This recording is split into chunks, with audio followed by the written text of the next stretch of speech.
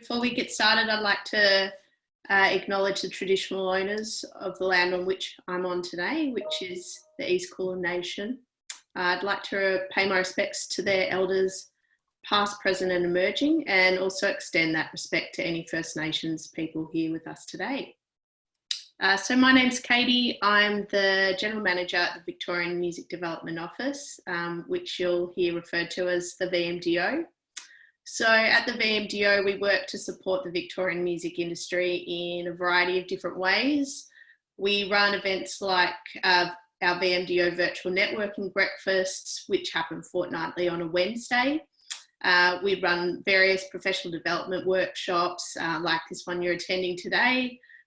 We've recently developed a suite of resources to help the industry around the COVID-19 crisis. And we do a whole lot more. If you're interested to check out what we do, you can head to our website, which is vmdo.com.au, and have a look at the current projects and also our news page, which covers off our most recent projects. So I'd like to introduce the workshop presenter today, Selene Bateman from Auspicious Arts Projects. Selene is going to take us through an overview of some of the grants and opportunities that are available to the Victorian music industry. And she's also going to talk about how to approach an application and some useful strategies to help you with your grant writing. So I'll hand it over to Selene and her presentation now. Hi everybody, thank you for having me today, and yeah, I guess I should start with just a little bit of housekeeping. You know, there's quite a big group here, which is fantastic, but it'll be lots of me talking, but we've got the chat bar on the side there, so if people have questions, please feel free to type your questions in there, and I'll answer some as we go along, and some I'll save to the end, and we'll have extra time for chat at the end as well. So I can see somewhere people are saying, someone said their internet works better without video. That's fine. You don't have to put your face up on the video if you don't want. So I'll start by, oh, look, so Katie's popped up a poll. If people want to just, you know, quickly answer that, and that gives us a good idea of who's in the room. So I'll see that poll coming along nicely. So while people are continuing to do that, now you may have heard of Auspicious. Some of you may have interacted with Auspicious before, but just to give you a brief overview of what we do, and that sort of gives you the context of why it's me sitting here talking through what's available. We're an organisation set up to work with independent artists. We work across all art forms with musicians, circus, cabaret, dance, live art, festivals, and we help, predominantly we were set up to help artists find grants for their projects. And when they're successful in a grant, we manage the money and we manage the admin, the insurance, the contracts, and take care of some of that back end stuff so that artists can focus on getting on with making their art. So I have a very broad overview of especially the Melbourne and Victorian arts sector and what grants are available. So I just want to also acknowledge that we're living in extraordinary times, and you know, it's been a really stressful time for lots of people, especially in the music industry and performing arts in general. So you know, I run these workshops all the time, and you know, generally I have all this in my back pocket because every year the grants are sort of, you know, they're pretty much same year to year.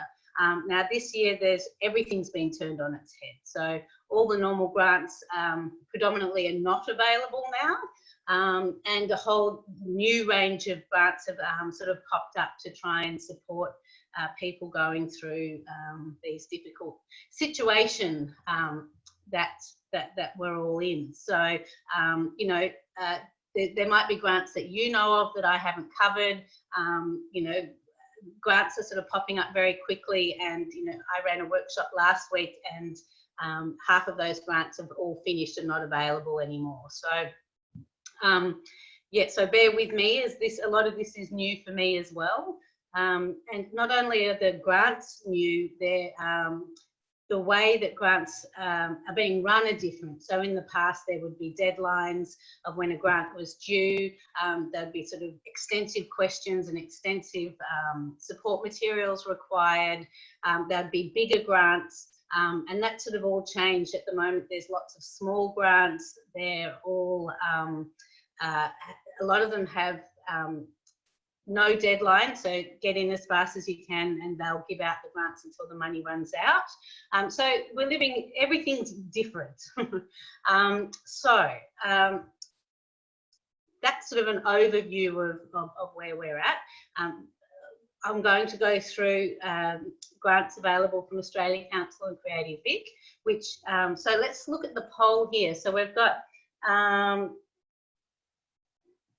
27% of artists, 17 musicians, 13% art workers, music industry 29%, and other 15%. So there's a really broad range of people in here, not everyone in the music industry, it seems. I've focused this workshop on grants available to musicians, but a lot of these grants are available to other people too. So I'll try and highlight that as we go through. Also, there's a lot of information in the slides that I'm going to be presenting. Katie and Jess will send out my presentation as a PDF after the workshop, so you'll have all that information at the end as well. And okay, so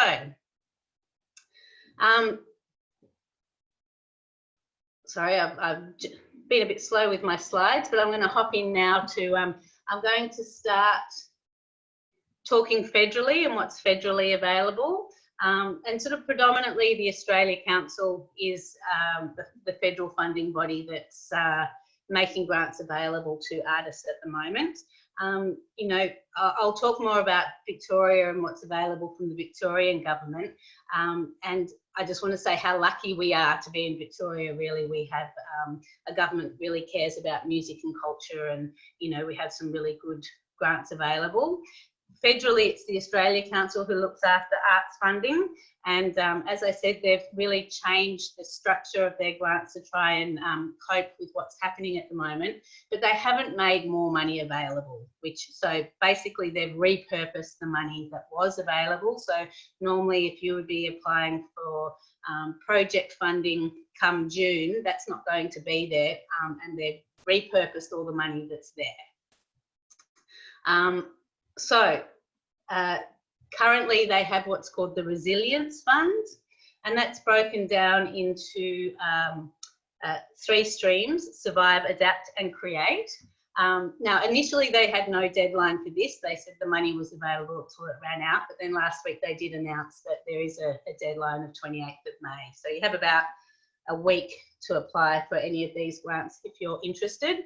A lot of this money has been given out already. People who applied early on, and maybe you were one of them, have found out if they've been successful or unsuccessful in these grants. So, and as you can see here, I've got the link to the grants down the bottom. So when you receive this, this PDF at the end of the workshop, if there's any of these grants that you're interested in applying for, you can jump to the links there. So the Survive grant, here we go. The Survive grant is just a grant it's not project related. It's an acknowledgement that you know, most people lost 6 months worth of income overnight. So they've offered $2,000 grants or up to $2,000 grants. And the application is just, you need to provide proof of loss of work. So that could be contracts, it could be an email saying this gig is finished, this festival was cancelled. And so it's just an opportunity to make up for some of that lost income. The second stream that they have with the Australia Council is called the Adapt stream. And this is for up to $10,000. And this is to acknowledge that, you know, you can't go and play a gig at a festival or at a bar, or, you know, you can't put a theatre show on, and that everyone's in this situation of scrambling around to adapt their practice to be able to operate in this current situation. I know lots of people have begun live streaming, for example, which has had mixed results, and I know a lot of artists really find that, difficult. But so this grant is to, to adapt to the situation. I won't go through all the sort of streams there, but it could be just the skills development, or spending some time upgrading your business and, in practice as a sort of more as a producer rather than an artist. The third stream in the Resilience Fund is the Create, and again that's up to $10,000, and that's, I guess, more like their traditional project grants, but it's obviously for less money. As I said, the whole way of applying for grants is different at the moment. So in the past, when you'd apply for a project grant with Australia Council, you'd need to put in a budget and you'd talk about other income that you had for the project. At the moment, they're not interested in that. There's actually no room in the budget to put in other money. They just want to know what you're going to spend that $10,000 on. So that's what's on offer from the Australia Council at the moment. Before I move on, has anyone got any questions about the Australia Council grants? And just to be clear, these grants are for musicians as well as arts workers. They're for any, and also for, arts workers who aren't necessarily creative. They might be producers, and so on. Okay. So next, we've got state funding. Now, being Victorian based, I'm going to focus obviously on Creative Victoria. As I said earlier, we're pretty lucky in Victoria to have a government that really does prioritise culture and music, and I think we do a lot better than a lot of other states, and there's the Victorian government, much more so than the federal government, has sort of stepped up in terms of offering extra money. So Creative Victoria's response to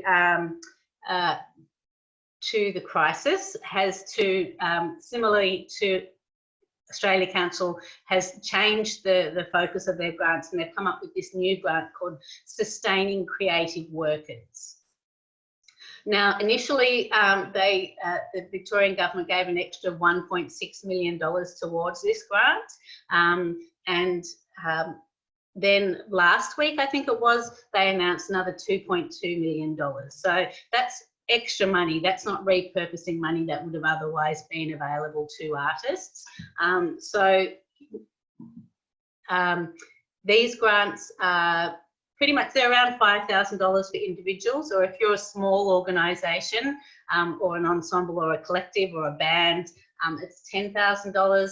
And if you're an artist who has a disability, there's a bit more money. There's another $2,500 available for you, and access needs that you may have. So you can see here that this, and they've sort of broadened, Creative Vic may not have been an organisation you've engaged with in the past, but they've really tried to open this up to all industry, so fashion and design and digital games generally would not come under the sort of Vic Arts grants, but they've opened it up to all creative workers.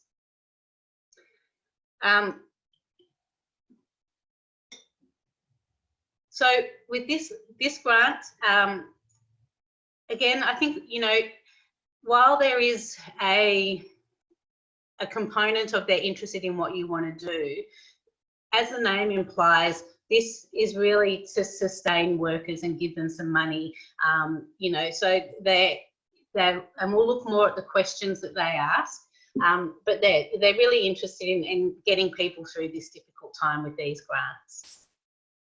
And they've really, like this one, for example, doesn't even require a budget. They've really minimised how much information to make it easier for people to apply.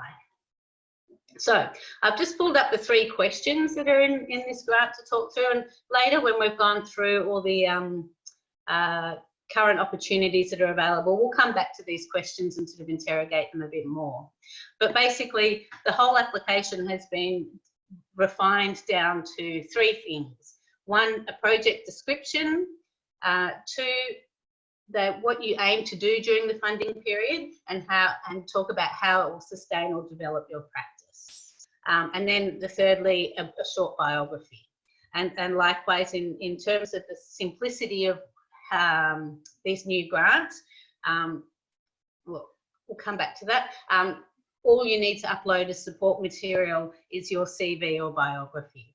So they've really tried to make it a lot easier for people to apply and a lot more accessible, and which is great, because I know in speaking to a lot of artists, everyone's feeling really frazzled, and writing grants is not coming as easily as it normally would, even for people who are seasoned professionals, you know, let alone people who are sort of dipping their toe into this for the first time. So, you know, it's good that they've done this. And I really hope actually that this is one of the changes that happens when we come out of the crisis, that they maintain some of this simplicity. It'll be interesting to see if that happens. So, as I said, at the end, we'll come back to Creative Victoria, because that's sort of the most pertinent grant in terms of it's got the biggest pot of money, and it'll be the one that's giving out the most grants. Some of these other opportunities are great, but they're a bit more niche, and obviously they don't have, you know, $3.5 million to split up amongst everyone. So does anyone have any questions about Creative Vic before I move on? Okay.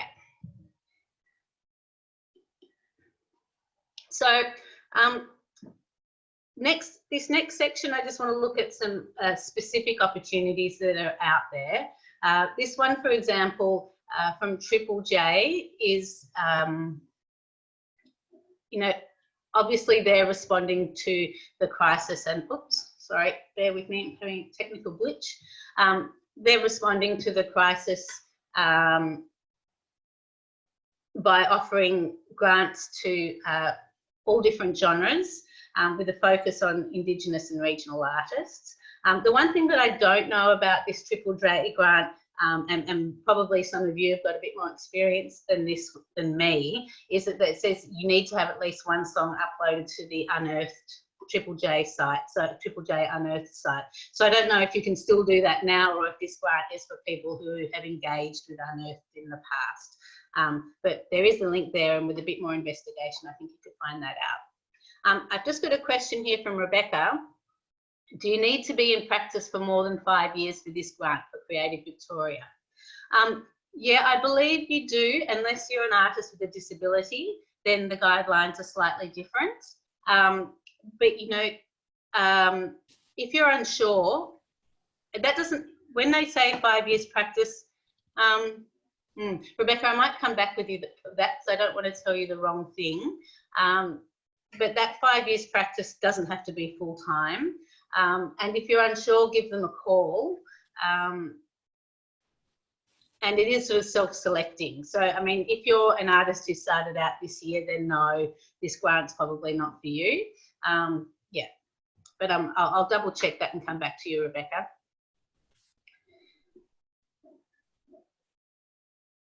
No worries. Okay.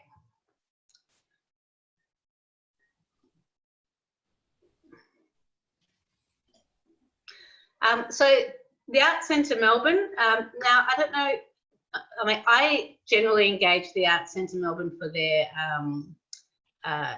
theatre and performance arts projects, but they actually do engage a lot with the music industry. And over the last few years, especially, Arts Centre Melbourne have really focused on supporting independent artists. And, you know, they've actually hired some of the best independent artists and producers in Melbourne, and they've really, you know, while they do have their big bread and butter musicals, you know, the work that they're doing with the arts community is really fantastic, and I've seen that grow over the last few years.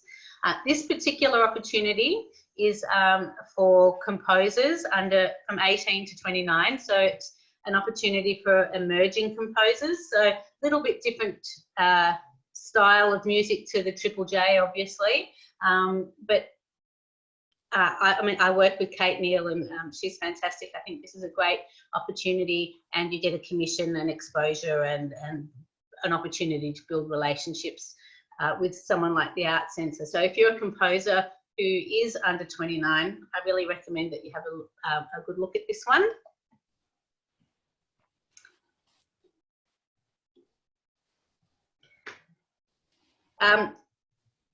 Next is the National Folk Fellowship. Now, this one isn't specifically one that has come up out of the COVID crisis, but it just happens to be current, and I think this has been going for quite a few years. But if you are a folk musician, this is a really fantastic opportunity where they provide you with an $8,000 stipend, as well as access to the National Library and also a gig at the National Folk Festival. So for folk musicians, I thought that was really interesting. How broad is composer? Look, that would be a question for the Art Centre. I mean, Kate Neal's work is, I guess she's a contemporary classical composer. If you're a rock composer, I don't know. Look, I would give them a call. This is a brand new opportunity. It's not one that has been around before. You know, so they could be interested in, you know, if you're an electronic composer or, yeah, it's a good question. So I'd give them a call and ask. Certainly don't write something off because you think that it's not right. It's always good to ring up and ask the question. Okay, do you know if the Art Centre grant is just for Victorian composers? I don't know, sorry, Amy. I just going to go back to that slide. Yes, this commission is only open to Victorian-based emerging composers. So sorry, Amy, it is. Okay.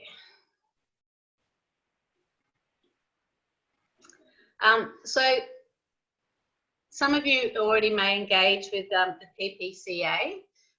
They have, again, this is not a grant that is specific to the crisis. They have this is their ongoing grants. So if you don't know about them, it's worth going and having a look on their website. I don't know if you have to be a member of the PPCA, so that's something that would need a little bit more investigation, but they give grants for around $3,000. So I imagine that, yeah, it's good to have a look at them. I also had a look at APRA, which obviously APRA sits sort of side by side with the PPCA. They currently don't have any grants available. And this is what I've been finding a lot. They're sort of, you know, grants are put up and then they're quickly used up and then they're not available, or they're on hold while they work out the best way that they can be supporting the industry. So APRA don't have anything available at the moment, but it's always worth checking in because, you know, with all of these organisations, it's good to sign up to their e-news and because, you know, opportunities will pop up. Oh my God, here we go. They just announced the fund. APRA announced. Great. That's fantastic, because yesterday when I was looking at APRA, they didn't have anything available. So if everyone can see that in their chat, I would highly recommend grabbing that link because it won't be in my presentation.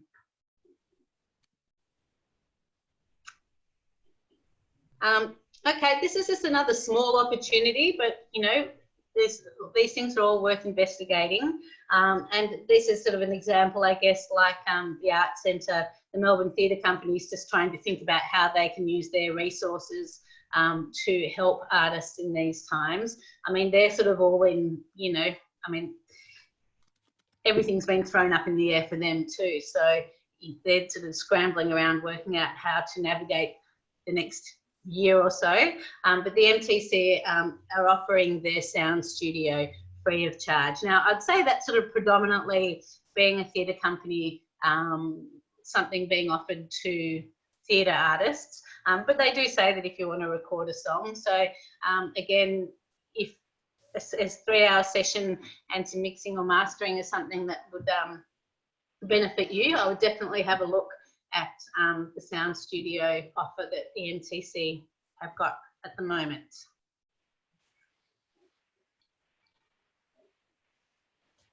I started the APRA applications. It's for $2,000. Hard to know how much activity to include. Okay, cool. Yeah, great. I'll have a look at that APRA one when we get off. So thank you for popping that one up. Again, this, I was sort of uncertain about whether to include this grant. Just, I don't know how many of you know about the Ian Potter Foundation, but they do have this this grant for $10,000, which they've had for many, many years, and it's across, it's for emerging artists across all art forms. So they do give it to emerging musicians, but it's sort of, the main intent for this grant is to assist you to go overseas for professional development opportunities. Now, obviously, right now, no one's going to be going overseas, and it'll be interesting to see how long it takes before international travel happens again. It's just a big, big question mark. I mean, obviously, it will at some point. So it's a sort of a bit tricky to know how to approach this grant, but obviously everyone's in the same boat. And, you know, if you fit this category and you do have some interest in professional development, I'd give them a call and have a chat, and, you know, because it's, you know, I know quite a few people who have accessed this grant, and it's a really fantastic opportunity. So, but they do it about 3 times a year. So if you can't come up with a good proposal now because everything's so uncertain, it's a good thing for emerging and early career artists to keep an eye on over the years as things change. Here we go. I have an interest in the Ian Potter grant. Do you know if you have to be accepted into a program first? Look, I think it would help. I mean, it's a competitive process. It's not necessarily, you know, it depends what the opportunity that you're talking about. If you've got an opportunity in mind,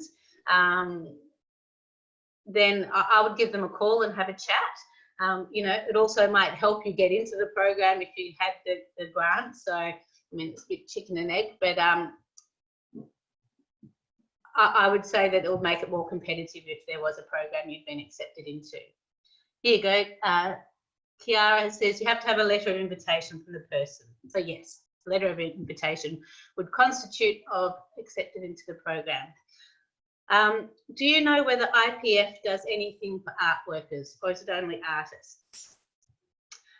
Yeah, look, looking at their website yesterday, they, Will McCrosty, and I don't know if any of you know who he is, he works with audio description, so he's definitely, and he got a grant to go to Edinburgh and to focus on his work in that field. So he's one of the leading sort of people in the arts working around accessibility. So I believe that it is open to arts workers. Cool, no problems. Alrighty. Moving on.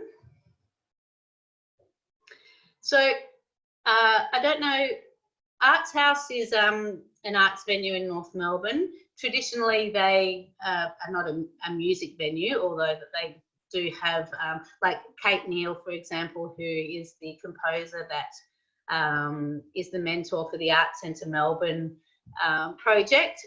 She certainly had work commissioned and performed at Arts House, so they do, you know, they really do cover a huge array of art there. They've got a current commission at the moment that's up to $5,000, and it's for any art form to come up with an idea of something that you can do when they reopen. They'll have a big party, and you know, they'll have a vast array of art in there, so they're giving people an opportunity to apply for commission to work on something there. So again, that's sort of, you know, it's a bit out of the box. This is something for the non-musicians as well as the musicians, and yeah, just a good way to keep on working on a project during that time. I'd say you can apply as an art worker. I'm an artist, but I've applied twice. So I've read this out 100 times. There you go, Kiara's a expert then. Okay. Test sites is another, I don't know if any of you know Testing Grounds, which is behind the Arts Centre. It's sort of a funny little piece of, it's like an old car park or something like that. It's just a triangular piece of land that's sort of hidden away, and they have turned it into an art space. They have lots of containers there that art studios, and sometimes they have bars and food trucks, and it's a really fantastic space. So again, this one is not COVID related. I think they do this quite often, but again, they've got up to $5,000 commissions to develop an idea. So again, you know, this is probably not for sort of straightforward bands, but people who are doing sound design and things like that. You know, if you go into the link, there's a lot more information. I've just tried to get a, you know, a taste of what they're talking about. And yeah, again, another opportunity to apply for some money to develop some work. Okay. Test sites is an interesting space, always been transformed. Yeah, it really is. It's fantastic. No stupid questions, but can you apply to any of these grants with 2 separate ideas and projects? Not a stupid question at all. Look, for example, Creative Vic, you can't. You need to apply for, you get one application, and I think they've done that just because, you know, they've already got 1,000 applications, and, you know, then is test sites just for City of Melbourne artists? No, I believe anyone could apply for that. And I don't see why you couldn't apply for testing sites as an interstate artist, but you'd have to double check there. It's just run by City of Melbourne run test sites. But it's a good point, because lots of council grants you have to live in the area to apply. City of Melbourne you don't, but obviously you need an outcome in the City of Melbourne. Sorry, back to this question about 2 separate ideas. Some grants will let you do that, but generally you might want to, yeah, Creative Vic won't. I'd have to go back and look at the Australia Council.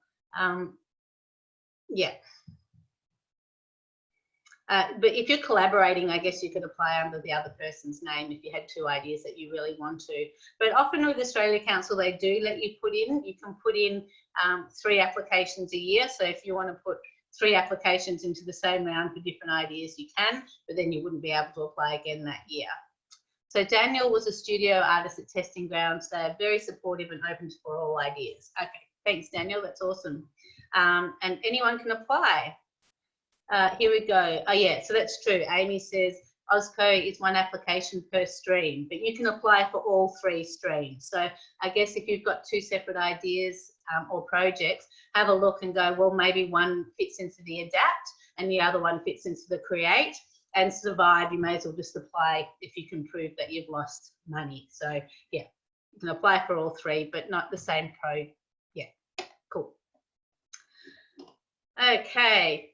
Thanks, it's great getting everyone's input and questions and experiences in the group chat, so thank you. So normally just on City of Melbourne too, they did have a funding round, very much responsive to the COVID crisis. They had about, I think it was $2 million available for up to $4,000. Now that was just so popular that it's all been it's been used up, so haven't included that in there. They may bring it back again, but so far not. Maybe some of you applied for it. Okay, so other opportunities. Well, it's not really an opportunity, but as you may know, excuse me, I'm sure I'm sure most of you know of Support Act. And as you may know, they received a big chunk of funding a few weeks ago to assist musicians get through the crisis. Now, you know, predominantly my area is performing arts, and so while I work with some musicians, you know, I've been less familiar with Support Act until recently. So you all may have a bit more overview of what they do. It seems, from having a look at their site, it seems that, you know, obviously a lot of what they do is provide support, mental health support, like if you're, you know, if you need some help, that they're there to provide counselling and things like that. I could be wrong, so please excuse my ignorance. But the financial relief that they have available is that you can apply if you're in a situation where you've lost money. So to qualify for financial relief, you need to show that your household expenses are exceeding your household income. Now, there's quite a lot of criteria in this on their website. I haven't pulled it all out, and I just sort of recommend that people go through and read through. And someone asked earlier about the 5-year industry experience with Creative Vic. This one you do definitely need 5 years industry experience to qualify as a musician. And I could be wrong, but I think they may even be opening this up to all artists in general, or it might just be musicians. So I'll have to leave that question there. If anyone knows, please feel free to jump in.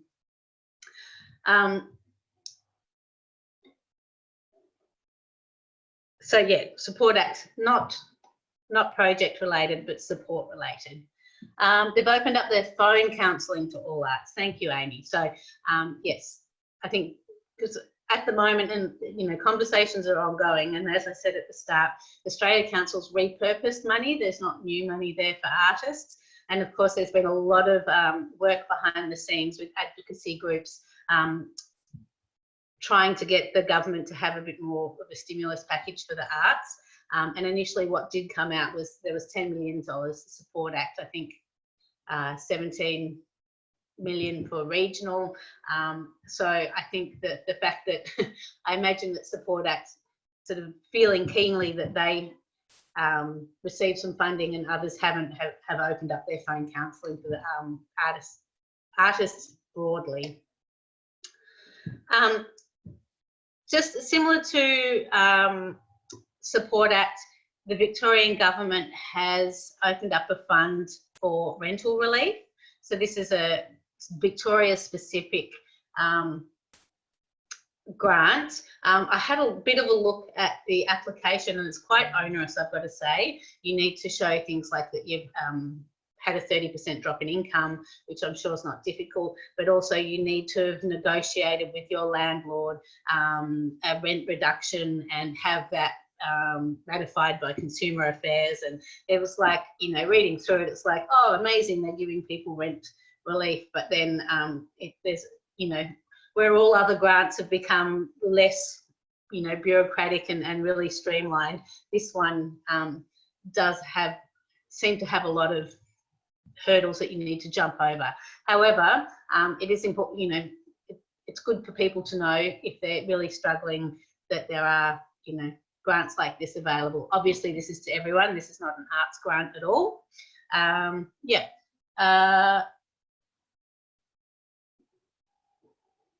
Cool. So Daniel said, epic. I went through this over 2 months trying to negotiate. I don't know, Daniel, you talking about rental with that one? Yes, yes. I know a lot of people have been really having a hard time with this, which sort of made my heart sink a little bit when I saw how difficult they were making this, you know, they're making all this amount of money available for rent assistance, but then making it really difficult because people are having a really hard time with real estate agents negotiating drops in rent, and you need to do that to access this grant. So yes, I hear how difficult that is. Okay.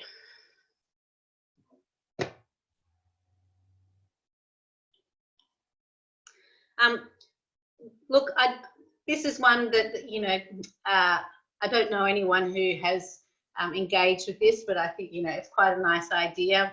The success rate of it, I have no idea, but it's a group called Adopt an Artist. But it's quite an easy application, and what they do, I guess, their they're trying to match you with philanthropists. So you put in your idea, they have a network of people who are interested in supporting artists, and then, you know, they try and match you with a donor to help you in this situation. So, but I don't have much experience with this, but I put it in because I trying to click together as many opportunities as I could.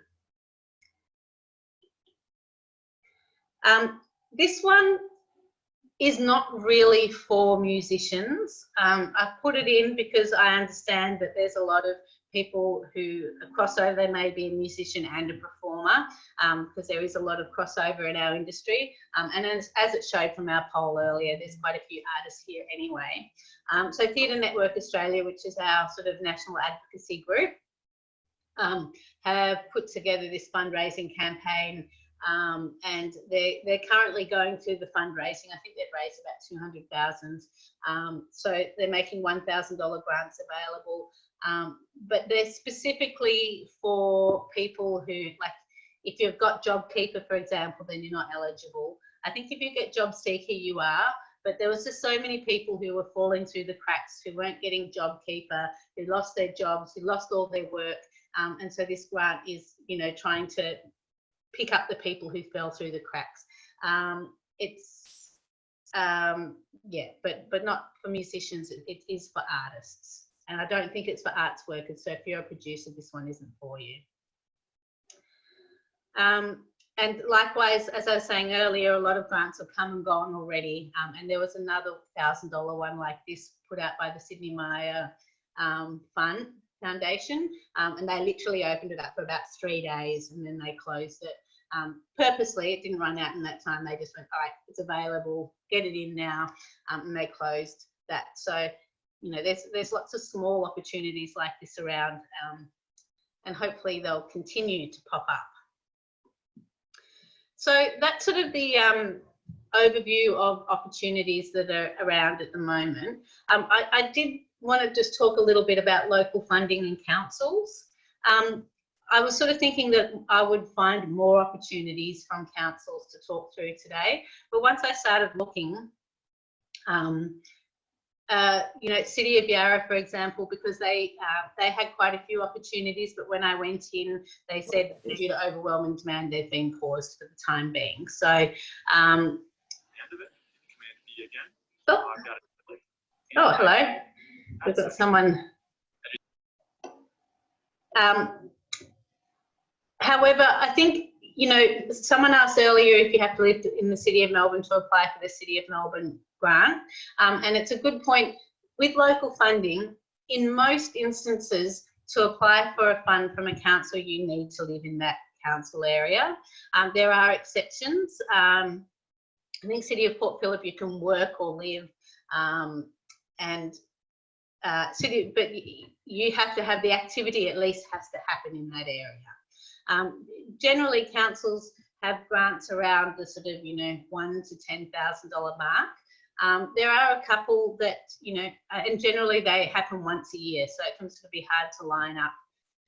At the moment, I've just grabbed 2 councils that have got things open at the moment, so obviously you'd need to live in this area for them to be relevant, but you know, at the moment, City of Moonee Valley have got grants up to 5,000, and they seem to be really focusing on the COVID crisis. If you go into their website and have a look, you know, they're really aware of that happening, and I think have restructured their grant program to keep the pandemic in mind.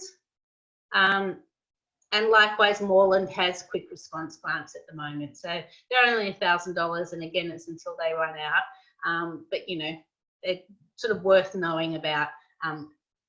I think you have to live in Moreland, or it must provide evidence of a clear benefit to the wider Moreland community. Okay, do you know of any regional funds? Yes, great. Oh, sorry, I've got to. Yeah, so Anna, the Creative Victoria grant that's available at the moment, the Sustaining Creative Workers, they have a focus on, they've put it into 4 streams. They've put it for First Nations, people living with disability, inner metro and regional artists. And if you live regionally in Victoria, instead of applying through Creative Victoria, you actually apply through Regional Arts Victoria. So that's worth going and having a look at. And then Regional Arts Victoria is just worth, I think they have other grants as well, but the Sustaining Creative Workers is putting a spotlight on regional artists, as did some of the other grants. I think the Triple J one had 7 of the grants available for regional artists, so that's worth looking at too. Yeah. Also note, City of Yarra closes 5 p.m. today. Okay, that's going to be exciting for anyone wanting to start that grant today. City of Yarra are looking to support 10 album releases, leaps and bounds. Cool. Thanks, Amy. That's fantastic. So again, if you can see that opportunity in the chat, good to copy that. Oh, hi, Dave Burrows. Thanks for joining us. And that's for in answer to regional based Coast Shire is about to announce a round of response grants. Dave, if you wouldn't mind emailing me those, that would be fantastic, and we'll make sure that we include them in our Auspicious e-news. I'm a beginner with grant applications. What does it mean to be auspiced? Good question, Alexandra. I will talk a little bit more about being auspiced, because actually the next part of our workshop is going to be on applying for grants.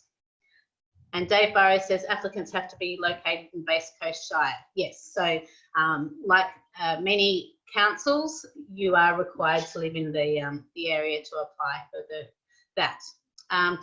Alexandra, so being auspiced means that if, as an independent artist, sometimes, like a lot of councils will only give money to incorporated associations, like a not-for-profit group, and it's just the way they're bureaucratically structured. They're not allowed to give money out to individuals. So because you're an individual and you're not a not-for-profit, they can't give the money to you. Whereas someone like Auspicious and lots of other organisations like Multicultural Arts Victoria or Arts Access Victoria, we're set up as a not-for-profit structure, so we legally can accept the money on your behalf.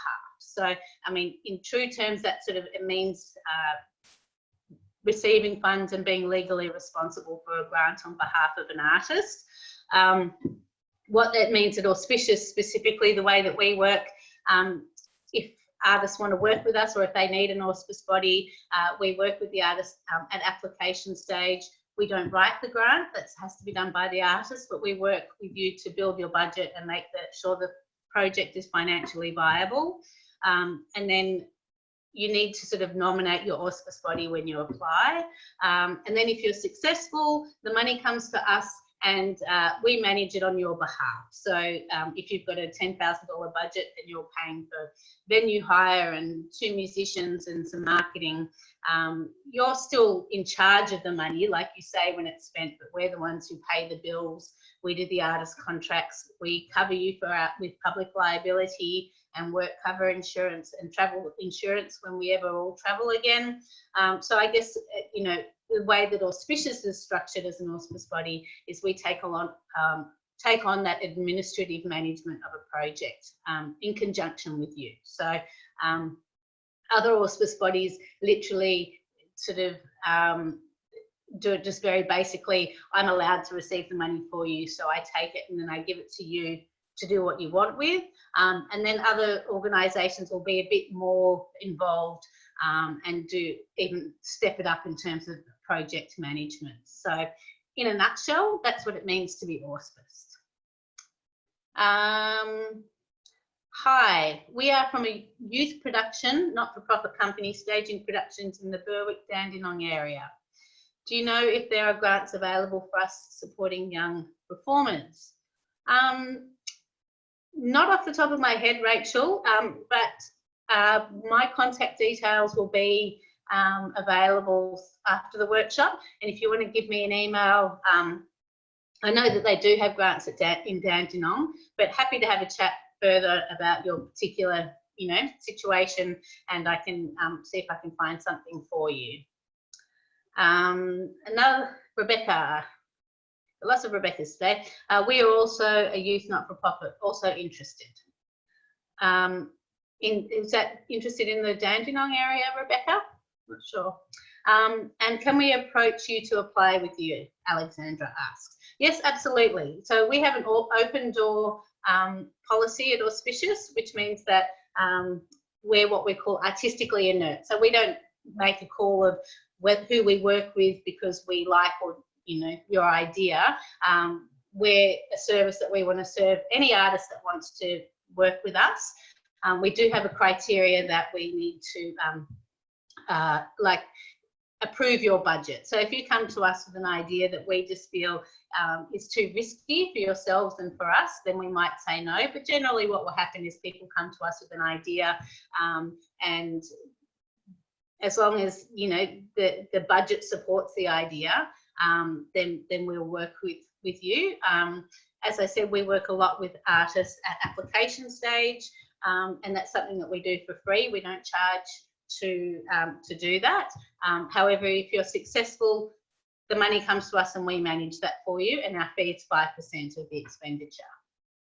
So as I was saying before to Alexandra, sometimes you need to be auspiced, it's a requirement, but most artists that we work with us because there's a benefit for them to do it, not because they have to. So, you know, you're already doing so many things as an independent artist. You're, you know, you're doing the marketing, the producing, the creative dreaming, the wrangling, all that kind of stuff. So to have a bit of the administrative burden taken off is something that a lot of artists find beneficial. Youth in general. Okay, Rebecca. Youth in general. I mean, there's no reason that you can't apply for Australia Council and Creative Vic for youth in general. I can't think of any specific youth grants, but if something comes up, I'll yeah, send me an email and we can have a bit more of a chat. And from Abby, does Auspicious only provide grant support for Victorian artists activities taking place in Victoria? No, we work Australia-wide. So because we're based in Victoria, predominantly we work with Victorian artists. But no, we work yeah, all around Australia. We've got clients in Tassie. We work with the one area that we don't do a lot of work in is Brisbane, because Arts Queensland, which is the equivalent of Creative Victoria, don't allow people to be auspiced. So that's yeah, that means that we don't work a lot in Queensland, unfortunately. Much to, yes, I think Queensland artists would like if that was different. And in terms of who we work with, you know, we work with emerging artists who are straight out of, you know, college, beginning their career, to, you know, artists who have been around for 20, 30 years. So yeah, it's pretty broad who we work with. Yeah. Okay, hello Joe. Regarding what to include in certain grants, I completed the APRA grant yesterday. They state they are keen to support artists get through this time. It's also, however, requiring an acquittal. I'm wondering how much activity I need to include in the grant application, or will supporting development for 2 artists be enough for $2,000? The eternal question for grant applications. APRA must be inundated with inquiries and I can't get to them via email. Yes, I imagine that's quite tricky. Look, sorry, Joe, this grant must have been announced by APRA after I was looking yesterday, so I haven't had a chance to have a good look at it. And you're right, everything's different at the moment. A lot of grants are there to just support people, but if they're asking for supporting development for 2 artists, I imagine that there's some activity there. Yeah, it's hard for me to answer that without looking at the specific questions that they're asking. But I think keeping in mind that, you know, these grants are still really competitive, and it seems like there's 2 things that people are looking. This is a pretty short application. Yeah. I think the 2 things that they're looking for is, one, sustaining artists during this time, which means that, you know, so that you can keep working and that you can pay your bills, but also so that you can keep developing work. So I guess it depends what development looks like for you. Yeah, I know that's not probably a very a good answer, Joe, but I'd like to go and look at the actual question, and then I might be able to respond a bit better. Okay, lots of questions. Fantastic. Thanks, everybody. All right.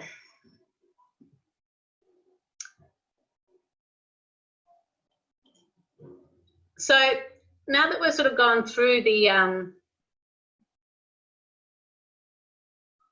current opportunities, well, a bunch of them anyway, I just want to talk about application stage. So imagine that there's sort of a range of experiences in the room, and you know, normally I would spend a workshop talking for 2 hours on how to apply for a grant rather than going through the opportunities. But as we said at the start, everything's been thrown on its head, and all the grants are different, and also the application process is different. So it's good to sort of, you know, deep dive into a bit of what's available. So I guess once it comes to applying for grants, the thing that I cannot emphasize enough is how important it is to read the guidelines.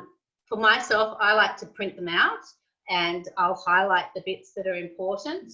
And someone else I was speaking to says that they handwrite them out just and get them into their head. And like as someone who writes a lot of grants over the years, I've even found that, you know, I've printed them out, I've read them 3 times, I've got to the end and I realise I've misread something. And, you know, it can actually be the difference of, you know, your grant being ineligible or not. So it's the guideline covers things like who this grant is for. There's no point putting together a grant application and then finding out, like someone was asking before, do you need 5 years experience? If you've only got 3 years experience and you spent all this time writing a grant and then it's not for you, then, you know, that's pretty disappointing, obviously.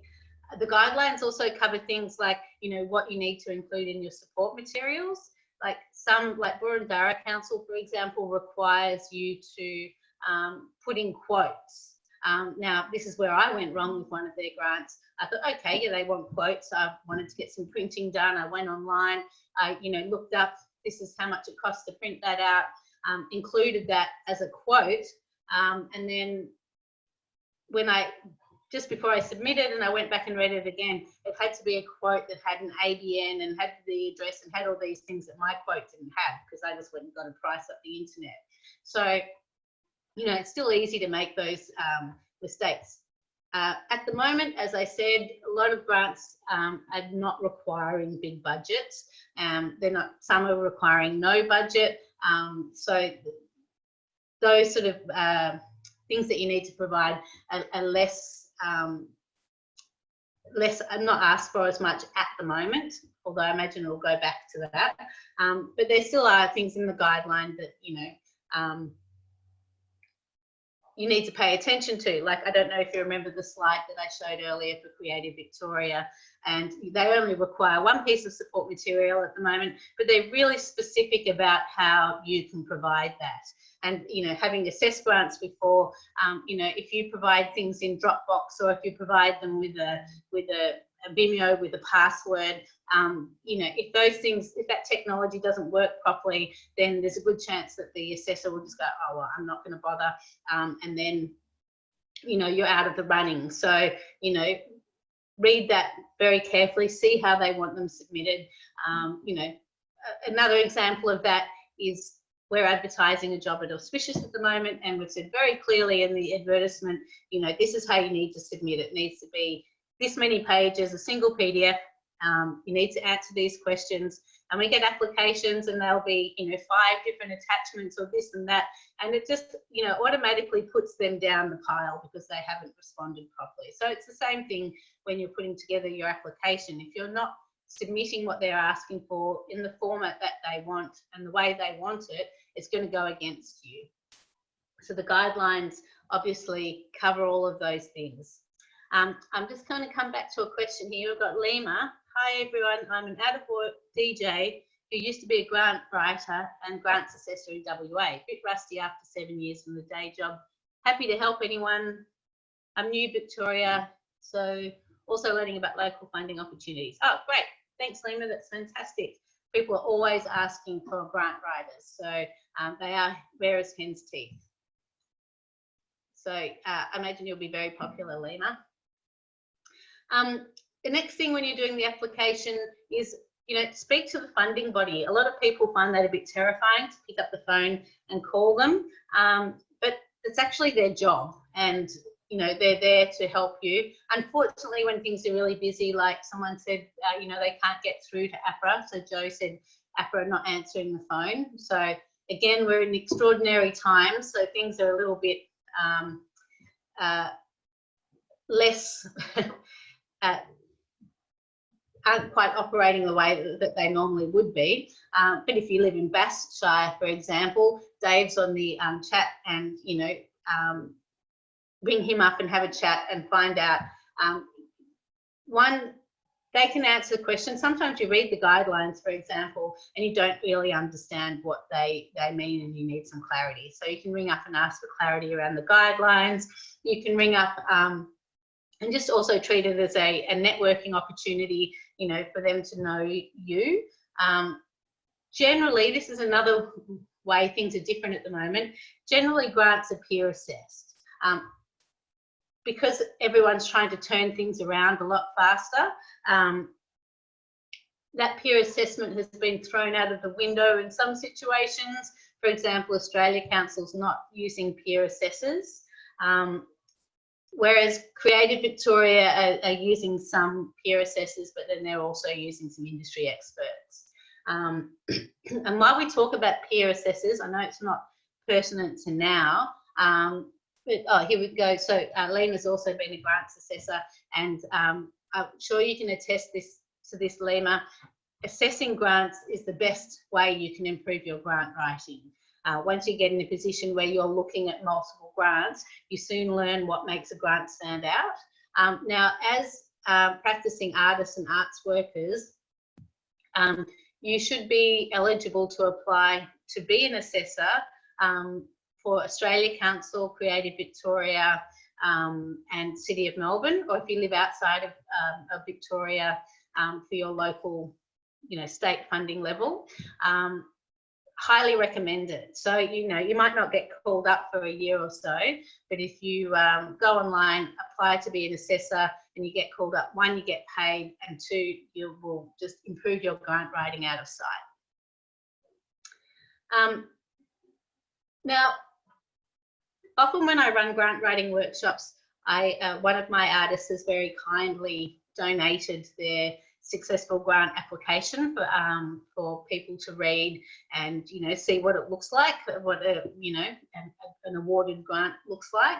And one of the things that really surprised everybody is just how simple the language was, and it's sort of informal, that people have this idea that there's this special grant language that you use, and you need to be really academic, or you need to be very philosophical, or but actually it's what you need to do is be really concise and to the point. Like, almost imagine that you're writing to someone who knows nothing about your art form. When people are assessing grants and they have hundreds of grants to look through, it's terrible to say, but that initial first round, when you're looking at them, it can be up to 10 or 15 minutes only that someone's looking at your grant before they decide, if it makes it to the next stage, then it will be interrogated a bit more. But initially, it's such a short amount of time that your grant is looked at. So you need to be really clear. You're not in the room to answer any questions. So I just can't emphasize how important it is to be concise. And Lima says, 100% agree. Being an assessor was a fantastic experience. Yeah. Lima, you're jumping ahead of my my workshop. but practice your elevator pitch, absolutely. No worries. And we will be doing that. You're going to be practicing your elevator pitch when I stop speaking, which is not too far off. And then if you end up in a group with Lima, then you can pick her brains on that elevator pitch. Say what you're doing. Again, oh no, sorry, don't undersell yourself. I know a lot of people find it really hard to talk themselves up, and you need to do that in a grant application. You need to really trumpet all your achievements, talk yourself up, you know, like, because it's a competitive thing. Like grant rounds, it may be like a 25% success rate. So, you know, you've really got to sell yourself. One technique that's, I know it's a good way to talk yourself up is to write about yourself in the third person. If you're writing in the third person, it's less intimidating of saying how wonderful you are. And then when you finish that, before you submit, go back and change it to the first person. And, you know, so that's one way to technique to talk yourself up. Daniel, on this, without wishing to get too meta or in detail, is there preferencing to using first or third person speaking during the application? Often in biography, it's third person, but is it preferred in the body of the app also? I agree, third person in a biography, but in the rest of the app, I would make it first person. Yeah, because, oh, hello, we've got a visitor. Oh, Iris, hello. Sorry. Seeing old friends, it's nice in the workshop. So yeah, in the body of the app, and because sometimes what happens, the assessors want to hear the artist's voice. So yeah, it's actually important to write in the first person, but fine to write in the third person for your bio. And it's a good question, Daniel. Thank you. Cool. So say what you're doing. I know that seems, you know, almost a silly thing to say, but, you know, it happens. You read an application and people will talk about, you know, why they do what they do and what their, you know, their view on the art form is, or they get very prosaic and you go, oh, but I actually don't know what it is that you're doing. Now, questions in funding applications sort of steer you away from a bit this, and we're going to do an exercise shortly where we work on our elevator pitch, and in that you're going to need to say what you're doing. So we'll come back to that. That's sort of, yeah, similar with answer the question. When there's a question there, don't try and make your don't try and make what you want to say fit into the question. Answer what they're asking. Because there is a tendency, I see that too, that people go, you know, they're not asking me what I want to tell them.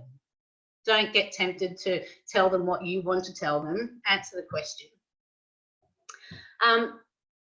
Now, oops, sorry, skipped ahead.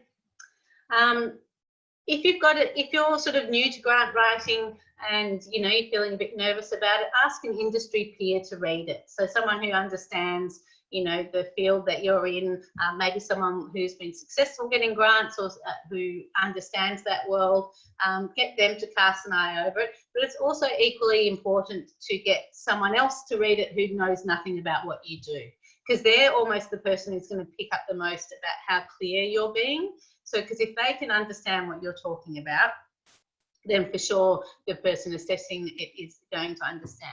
And the other thing that you've got to remember with, you know, I mean, if you're applying to the music panel at Creative Victoria, you're going to be assessed by people who understand the music industry. But if you're applying to a council, the person assessing your grant may know nothing about your art form. So, you know, you've just actually got to assume that they know nothing about you and they know nothing about what you do. So keeping that frame lens on it, I think will help you be clear. The other thing that I think is, you know, a good thing to do, because it can be hard to ask someone to give you feedback on your application. So if you know someone else who's applying, buddy up. Like, you know, you might know someone in this workshop, and then you can swap applications, and then you feel like, you know, then then it's an exchange. So one, you don't feel bad for asking, and two, if you will both be, because you want useful feedback, you'll give useful feedback. So it's a good exchange. So yeah, I highly recommend doing that if you've got someone that you know you can do that with. Creating a false deadline. Again, this is sort of a little bit more old world grant advice when you had a solid deadline. So, I mean, it's sort of human nature. If it's due on the 25th of May at 5 o'clock, you stop writing at 4:50 on the 25th of May, just before it's ready to submit. I recommend not doing this. I've seen people, you know, what happens when everyone's trying to submit at the same time is portals crash. And then, you know, I've had this happen to artists. The portal's crashed, they haven't got it in on time. They've called Australia Council and said, it's not my fault, I was trying to submit and the portal crashed, and they've gone, too bad, so sad, you should have submitted it at, you know, 12 o'clock, not midnight, you know, lunchtime, not midnight. Also, creating a false deadline means that you can get some space from it. You know, get it so you think it's finished, sleep on it, look at it the next day, and with fresh eyes helps a lot. Also, creating a false deadline allows a contingency for things going wrong. You know, your kid might get sick, you get a flat tire, you suddenly get some work unexpectedly. Building in and not doing things to the last minute just gives you a bit more breathing space and a better headspace. So, as I said, that's a little bit more old world grant advice. Things are a bit different now. Grants are simplified, deadlines are ongoing. Although I was speaking to someone from Moonee Valley the other day, and they've got this system of no deadline. Things will be assessed as they come in. So everyone's sort of rushed to get in. You know, first in, best served. If I get mine in, I'm going to be assessed first, and I'm going to be more likely to get the money. But she said people were forgetting things. They weren't putting up the proper support material. The writing was a mess. And she said, you know, you're much more likely to be successful to take a little bit longer and get it done properly rather than rushing it through. I'm not going to talk of the revisiting the budget now, because I'm going to hop over to my budgeting slide. Does anyone have any questions around that? Great. So again, I still wasn't sure whether to talk about budgeting in this workshop because things are different at the moment, but a lot of grants still do require you to put in a budget. So I thought it was worth a bit of a discussion. You know, as I said, most grants are under $10,000 at the moment. So it's not like people are putting in big, you know, $50,000 grants or multi-stream funding grants, which is often the case. They're all sort of smaller grants, but it's still important to read the guidelines and make sure you understand what it is that they're wanting.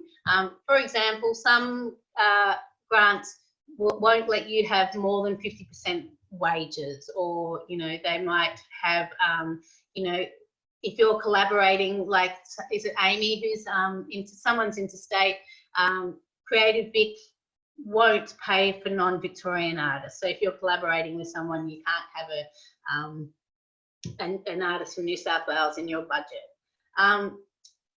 In-kind support, I think it's worth talking about because not everyone sort of has a good grasp of what in-kind support is. So in-kind support is any contribution to your project that's not money. So that might be a free rehearsal venue, that might be you're using your own equipment, that might be someone's time for free, it might be your own time, it might be materials that you already have. And you'll see, like, some grants will have sections that in the budget to fill out the in-kind. And it's always important to have the in-kind as your income and your expense. Like, it needs to balance out. If someone's providing you a venue for free and it's worth $1,000, you need to have venue $1,000 in-kind income and venue $1,000 in-kind expense. Otherwise, your budget won't balance. Just hopping to Toby, slides will be available after the workshop. we're covering so much great stuff and making notes like crazy. Will the video, oh, okay, yes. I believe that Jess and Katie are recording it. Any suggestions on how to put value upon the in-kind support? Yep, absolutely. Some things will have a very specific value. So if we're talking about a venue, then what would they charge you for that venue if they weren't giving it to you for free? If it's your time, think about what you're worth a week and go, well, I'm providing probably, you know, if you put it all together, the equivalent of 2 weeks work of my time. So you work out a dollar value there. Joe says, how do you word in kind for using your own recording equipment, for example? Yeah, you just say in-kind contribution recording equipment, and just think about, Joe, if you were to rent your recording equipment out to someone else, or if you did not have your own recording equipment and you had to hire it from someone else, how much would that cost? So, but in terms of how you word it, you just say, you know, artists' own recording equipment. Yeah. Alexandra, what is the expenses differ? What is the expenses differ when activity is completed? E.g., if we resource something's cheaper or spent more on another bit of equipment, for example, is that okay as long as the grant amount goes 100% towards the grant activity? Look, Alexandra, that's a really good question, and it varies grant to grant. The general rule of thumb is that a 10% variation's not a problem, and but if there's major changes, some grants require you to submit for a variation. So you just send them the new budget and explain why it's different. But if it was the sort of things that you're talking about, then that's totally fine. But it does really differ grant to grant. So, for example, normally Creative Victoria would be fine if your equipment hire and your materials varied, but if suddenly your artist fees varied a lot, especially if you said you're going to spend $5,000 on a composer, but you ended up only spending $2,000 on a composer and the other $3,000 went on marketing, that would not be okay, because they really want artists to get paid. However, currently with Creative Victoria, there is no budget required, so it's a different scenario. Okay, Lima's just answering Joe's question. Cool. So that's but that's a good question, Alexandra, about how to manage a budget.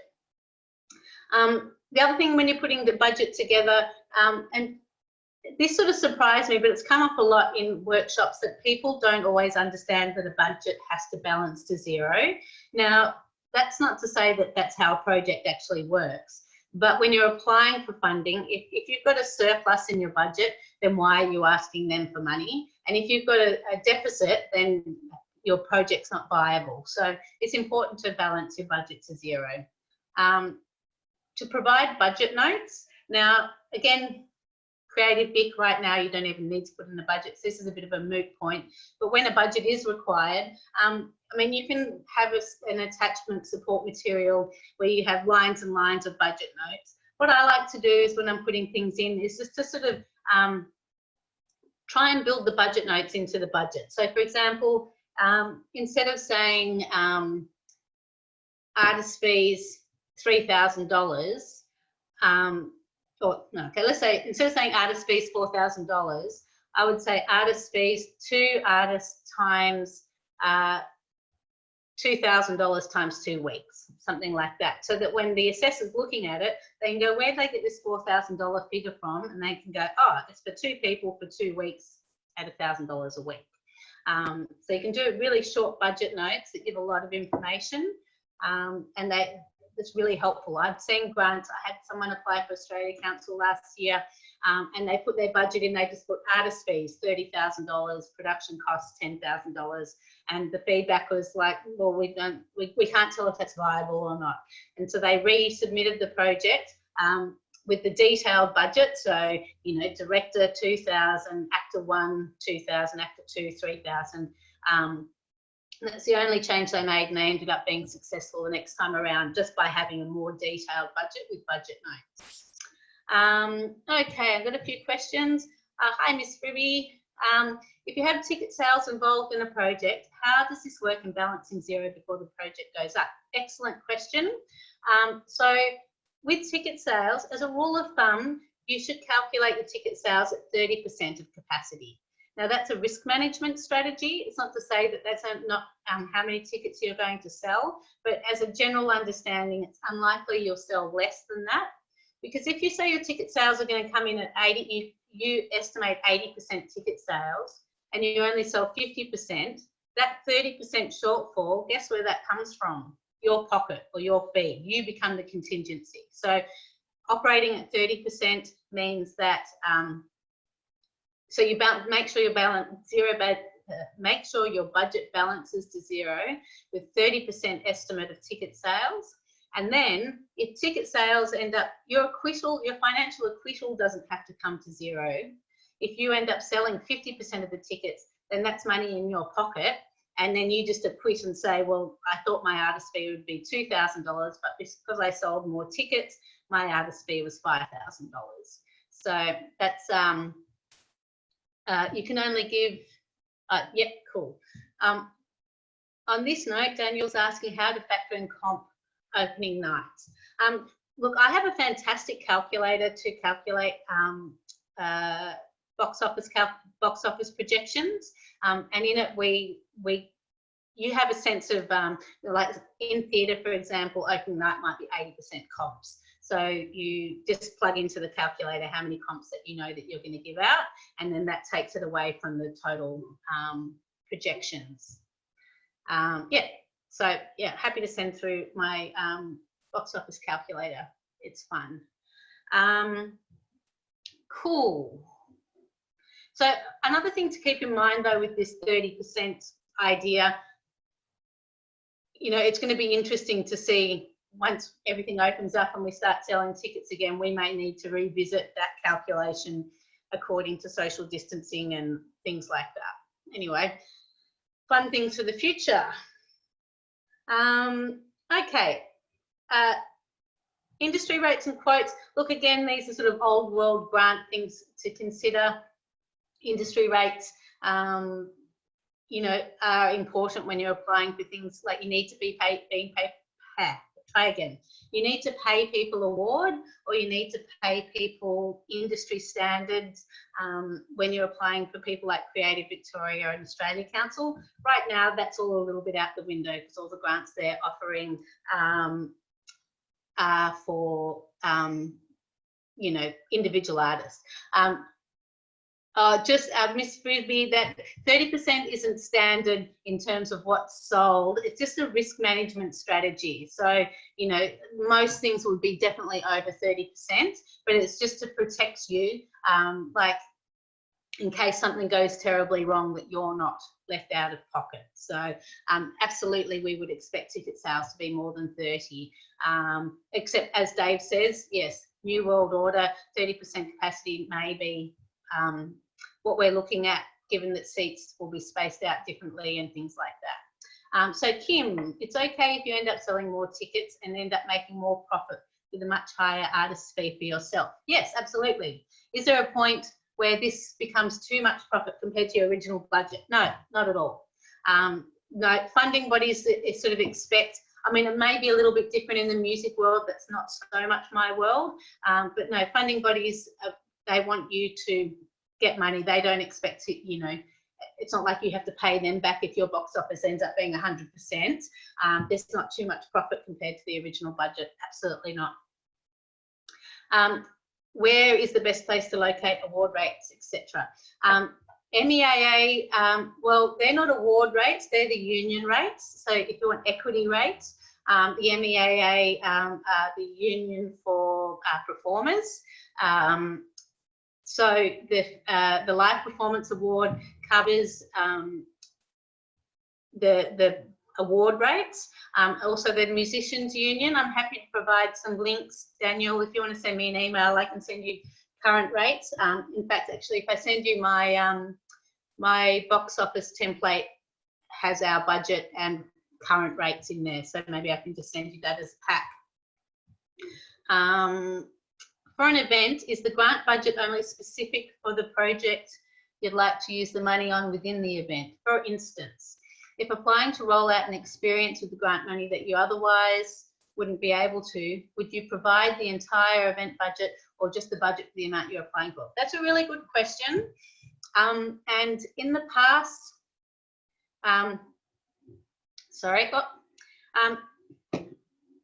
it really, thinking about that, you're sort of moving into sort of how to strategically apply for money. You know, last year, my advice to you would be, it depends on how much of that other money is confirmed. Like if you've got all the other money confirmed, then certainly provide the whole budget, and then with the grant that you're applying for as a section of that. If the other money is not confirmed yet, then a different strategy is that you break the project into stages. So you're saying, you know, I'm going to apply for the pre-production with this grant, I'm going to apply for rehearsals here and then the season there. And then that way you're sort of, you know, it's not like you're asking for $10,000 in a $100,000 project and 90,000 is unconfirmed. So there's a lot of strategies you can use to work out how best to put budgets together. And often what happens is that you might have 5 or 6 different budgets in different applications over broader projects. And sorry, I've got a lot of questions that are going to come back. But then also it does depend on the grant and what they require. So currently at the moment with Australia Council, I'm finding a lot of artists are struggling because they go to apply for the Adapt or the Create.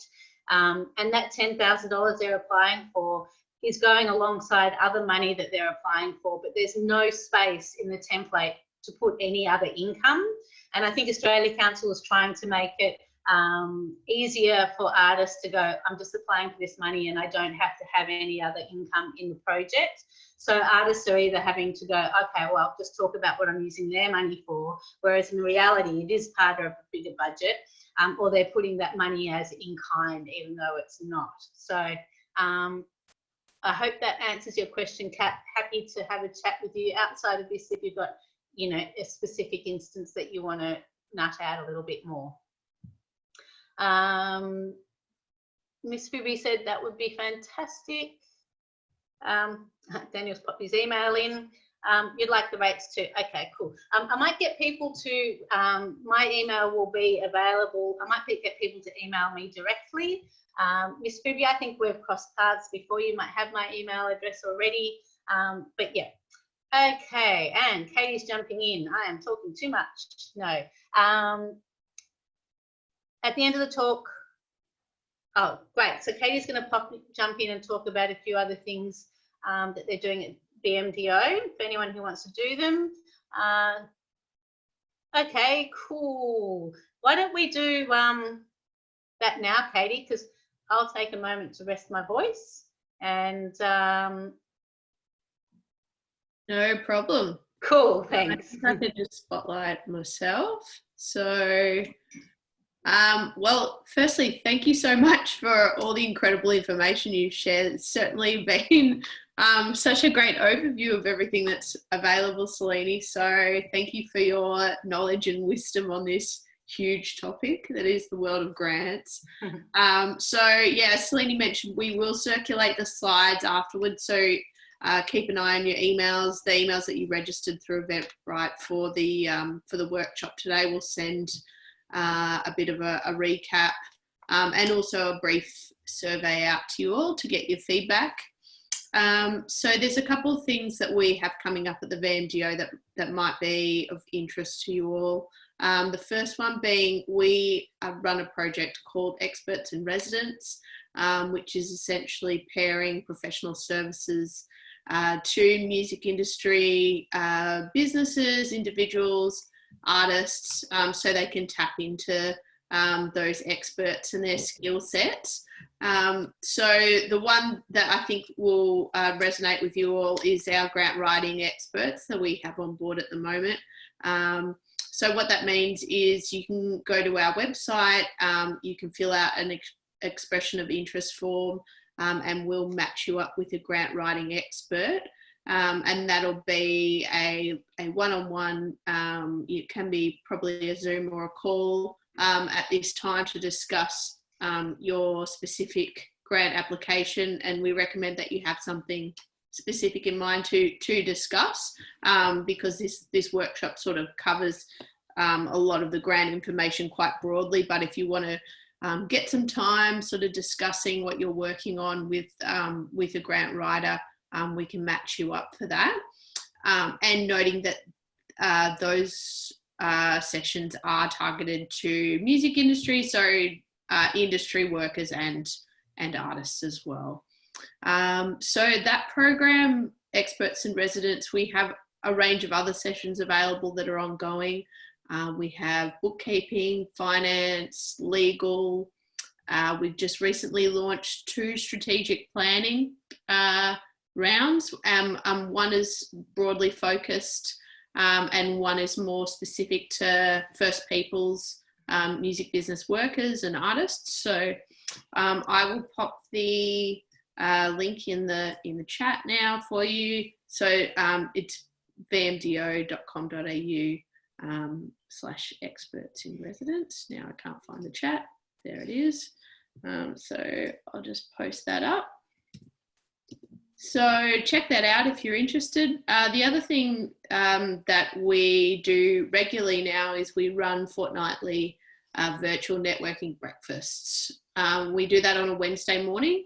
So our next one is coming up next Wednesday, 27th of May, and it coincides with the start of Reconciliation Week. So we'll have the VMDO's First Peoples Music Business Manager, Neil Morris, leading that discussion with a fantastic panel of First Peoples artists and music industry practitioners. So I will also pop that one up in the chat. Keep losing the chat. So you guys can, anyone who's interested in registering, that's the link for that networking breakfast. We also send newsletters fortnightly now, and they are the most up-to-date way to keep engaging with our programs. So if you head to our website, there's a sign-up link on our homepage for our newsletter as well. That's the main updates from me. I could probably waffle on about our programs for a while, but that's the kind of key stuff that you guys might be interested in. So if you'd like, I'll hand it back to Selene for the next part of the workshop. Thanks, Katie. Oh great, here's my video again. So yeah, as I said, normally I run grant writing workshops that are 2-3 hours long. So this is sort of just a highlight reel really. I just will quickly run through the checklist that I think's good to have when you're putting together an application, and then we're going to move into a breakout session. So yeah, just to do your research, plan your approach or your strategy, set your deadlines, read the guidelines, speak to the funding bodies, speak to an auspice body early if you need one or you want one. You'd be amazed how many people ring us up and say, oh, there's a grant due tomorrow, would you auspice it? The answer is no. Draft your budget. I've put in here if required, because a lot don't require budgets right now. Get your support materials together, and then you'll notice here, draft your application. That's sort of almost one of the last things that you do when you're wanting to apply for a grant. I think this is really important to put together your support materials and budget, gather everything that you need before you start putting together your application. Get feedback on your draft from your peers or your mum or your boss or whoever you can get to read it. Refine your application, go back and check your budget once you've finished your application, and then submit. So that's a checklist that I use when I'm putting together applications. And so now we're going to go back and look at the questions that Creative Victoria are asking for the Sustaining Workers grant. Sorry for you interstate people in the workshop. But, you know, I think this is still a worthwhile activity because these questions are not uncommon. So the first question that they have is the project description should be a simple description of the type of activity encompassed by the proposed activity. Shouldn't be more than 2 sentences long. Please use this description as a template.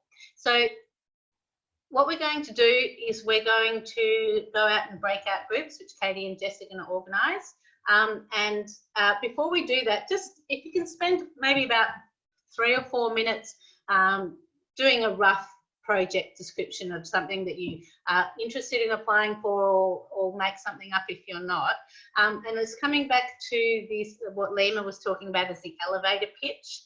It's actually really hard to talk about your project idea in 1 or 2 sentences. And it's really, once you nail that, then you're in a much better position to, you know, to sell your idea. So what we're going to do is spend some time writing that elevator pitch.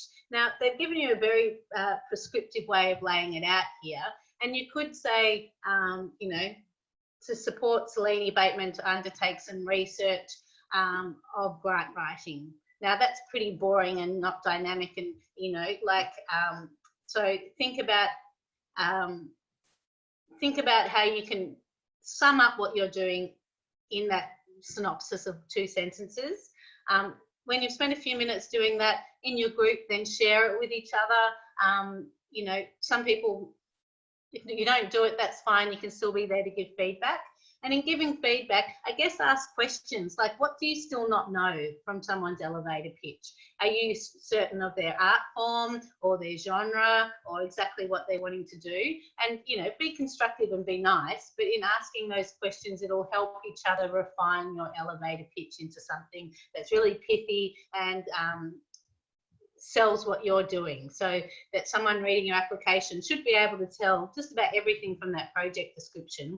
And then obviously you go into more detail.